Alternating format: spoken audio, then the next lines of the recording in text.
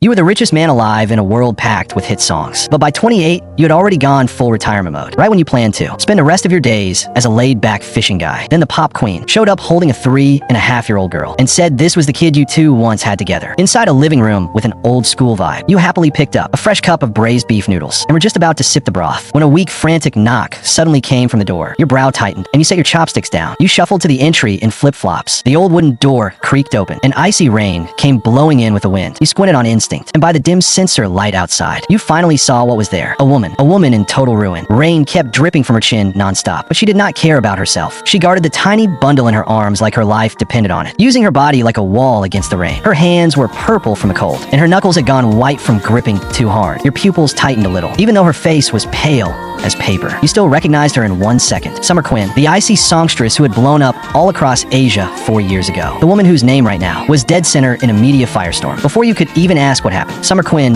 looked up and showed a pair of exhausted eyes, still carrying one last bit of pleading. Save her voice came out rough and broken, shaking with tears, please. Save a child. Summer Quinn went limp and fell straight forward. You reacted fast, stepped in, and caught her steady. What hit your hand was shockingly hot, but it was not Summer Quinn's temperature. It was the heat coming off the tiny body in her arms. That burning heat. You looked down, and what you saw was a little face red from fever. It was a girl around 3 or 4 years old, with long lashes still wet with tears, breathing hard like a busted bellows. And in that very second, your heart locked up hard. A strange feeling you had never known before ran through that burning little body and hit your soul clean through. It was that blood bond hitting deep. No test needed, no words needed. As someone from another world, as someone carrying memories from 2 lives, the second you touched that child, you knew one thing for sure. This kid was yours, or more exactly, your only bloodline in this parallel world. Damn, you cursed inside your head, and that lazy, easygoing mask you wore shattered on the spot. Then you scooped up Summer Quinn and her daughter in one move, and rushed back inside in long, hard strides. You laid Summer Quinn on the couch with shocking gentleness, like even a little force might break these 2 porcelain dolls. Even half conscious, Summer Quinn still clutched your sleeve, her nails almost digging into your skin. Hospital? No, we cannot go. They will catch photos. Please, you looked at the fear written